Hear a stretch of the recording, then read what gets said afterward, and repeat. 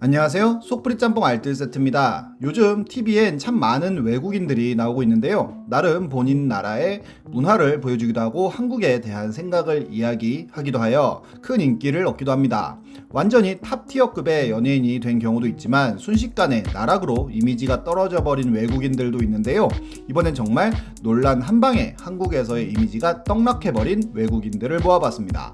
그럼 한번 볼까요? 첫 번째는 스티븐 연입니다. 스티븐 연은 크라이시스에서 북한군 병사 역할을 하는 등 무명 생활을 거치다가 워킹데드로 우리나라 팬들에게 굉장히 인상적인 연기를 보여줬는데요. 원탑 주인공은 아니었지만 주인공보다도 더 많은 인기를 얻은 캐릭터로 그가 극중에서 죽었을 땐 굉장히 많은 팬들이 애도를 하기도 했습니다. 한국계 미국인이다 보니 한국어도 어느 정도는 할 줄 알았고 아시아인 치고는 잘하는 배우가 아니라 그냥 잘하는 배우가 되는 것으로 미국인들의 인식을 바꾸는 것이 꿈이라고 밝히기도 하여 큰 지지를 받기도 했는데요.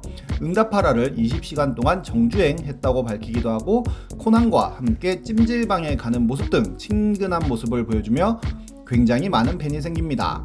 영화 옥자와 비정상회담, 슈퍼맨이 돌아왔다에도 출연하면서 거의 한국인에 가까운 스케줄을 소화하기도 했는데요. 이렇게 호감도가 올라가던 중 영화감독 조 린치가 올린 인스타그램 사진에 좋아요를 누릅니다. 그런데 조 린치는 전범기가 그려진 옷을 입고 있었는데요. 한국의 팬들은 그에게 이는 잘못된 행위라고 알려줍니다. 예전 우리나라에 들어오는 일본 게임에는 굉장히 많은 전범기 이미지가 사용되기도 하고 우리나라의 연예인들도 전범기 디자인의 옷을 입고 나오는 등 모르고 그러는 경우들이 꽤나 많았던 것도 사실인데요. 스티븐 연도 잘 모르고 그랬을 가능성이 높았고 그는 바로 사과문을 올립니다. 그런데 영문과 한국어 두 가지 버전의 사과문이 미묘하게 뉘앙스가 달랐는데요. 한국어로는 부주의함으로 인해 상처 입으신 분들에게 사과를 드린다며 인터넷상에서의 실수가 본인의 모든 생각과 신념을 단정 짓는 것에 큰 슬픔을 느낀다고도 하여 약간의 억울함을 내비쳤는데 영문으로도 경솔한 행동을 했고 부주의함을 알게 되었기에 사과한다고 하였고 인터넷 속 우리들의 세계는 너무나 취약하기에 고작 엄지손가락으로 잘못 누른 좋아요나 인터넷 스크롤 따위가 우리 자신이 누군가인가를 단정지어버리고 우리 자신을 드러내기 위해 이런 플랫폼을 사용하고 있다는 사실에 슬픔을 느낀다고 한 것입니다. 한국어로 쓴 것을 영어로 좀 더 풀었었고 더 실수를 강조한 느낌인데요. 네티즌들은 이를 문제 삼았고 서경덕 교수 역시도 변명에 가까운 사과라며 이를 질타하기도 하는 등 논란이 가라앉지 않자 그는 2차 사과문을 올리기도 합니다. 다시 한번 상처 입은 분들께 사과드리며 이 문제를 이해하려고 노력했어야 함에도 그러지 못한 점을 사과한다고 하였고 다시는 이런 실수를 저지르지 않을 것을 약속한다고도 하였는데요. 버닝으로 칸에서 만난 기자에게 다시 한번 인터뷰를 통해 사과의 이야기를 하기도 했습니다. 오히려 이보다 더 큰 문제가 딴 곳에서 터졌는데 바로 공원 개목줄 사건입니다. 한 네티즌이 인스타에 글을 올렸는데 미국의 그리피스 공원에서 목줄을 하지 않은 강아지가 본인에게 갑자기 달려왔고 놀란 그 네티즌은 강아지를 잡으라고 개 주인에게 소리를 질렀지만 개 주인은 기분 나쁘다는 억양으로 미안하다고 했고 네티즌이 목줄은 필수라고 나무랐더니 오히려 그 개 주인은 본인의 개 키우는 방법에 왈가왈부하지 말라고 했다는데요. 다시 한번 조심해달라고 하여도 내가 알 바 아니라고 하였다는 글이었습니다. 그리고는 남편으로 보이는 스티븐 연이 와서는 와이프가 임신 중이니 그냥 갈 길 가세요 라고 했다는데요.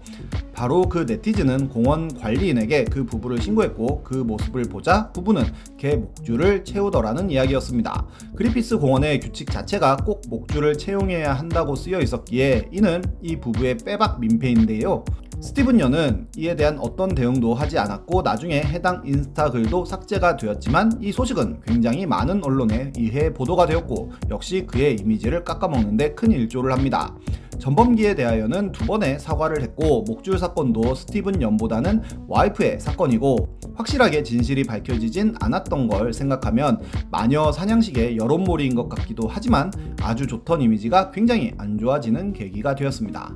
다음은 장위안입니다. 장위안은 중국어 학원 강사로 비정상 회담에 출연하며 큰 인기를 얻는데요. 잘생긴 외모와 의외의 허당미로 굉장히 많은 팬이 생겼고 실제로 그의 강의에는 항상 사람들이 몰렸습니다. 지하철에서 시끄럽게 떠드는 중국인에게 조용히 해달라는 쪽지를 건네는 등 나름 개념 외국인으로 인식이 되었고 이런 인기를 바탕으로 굉장히 많은 예능에도 출연하고 광고에도 출연을 하는데요. 심지어 농림축산식품부 한국전통주 홍보대사를 하는 등 굉장히 넓은 활동을 보여줍니다. 하지만 방송에서도 굉장히 국수주의적인 모습을 많이 보여 호불호가 많이 갈리기도 했는데요. 중국에 가족이 있다 보니 어쩔 수 없이 그런 모습을 보였을 수도 있지만 본업인 중국어 강사일에서 큰 논란이 생깁니다. 어학원에서 수차례 무단 결근을 하고 강의에도 굉장히 불성실했다는 폭로가 나온 것인데요. 비정상 회담에 출연한 이후로 유명세를 타면서 너무 자연스럽게 결강이 잦아졌다는 것입니다. 하지만 장위안은 무단 결근을 한 적이 결코 없고 결근 일에는 사전 통보하여 타 강사로 대강을 했기에 학생들이 입은 피해가 없다면서 억울함을 주장했는데요. 장위안이라는 강사 이름을 보고 수강료를 낸 학생들에게 다른 강사로 대체하는 게 잘못이라는 생각은 못한 것 같습니다. 결국 소속사인 SM을 통해 사과를 하는데요. 결강으로 인해 수강생들에게 피해를 끼친 점에 대해 이유를 불문하고 사과를 한다고 밝힌 것입니다. 하지만 이 논란도 결국 가라앉고 마는데요.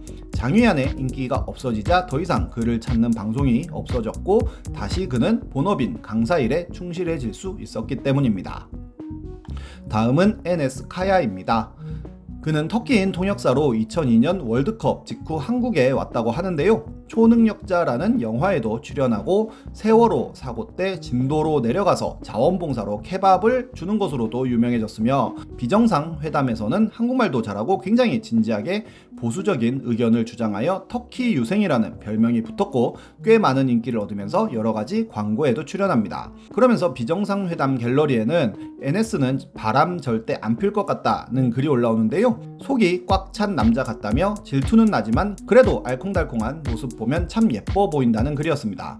그러자 DC에는 NS 더 이상 총각 행세 하지 말라는 글이 올라오는데요. NS와 주고받은 카톡을 공개하면서 본인과 부인에게 사과하라는 글이었습니다. 사람들이 주작이 아니냐고 의심하자 또 다른 여성이 또 카톡을 인증하는데요. 이 카톡에도 NS는 여성과 연예인인 것처럼 대화를 하고 있었고 그럼에도 주작을 의심하자 아예 NS의 사진을 공개하기까지 합니다. 그리고 또 다른 여성이 또 나타나는데요. 역시 이 여성 역시도 NS와 인연인 것처럼 주고받은 대화 내용이 있었고 방송을 통해 유부남인 것을 알았다고 밝힙니다. 그리고는 NS와 함께 찍은 사진 등 그의 불륜 증거들이 어마어마하게 쏟아지는데요.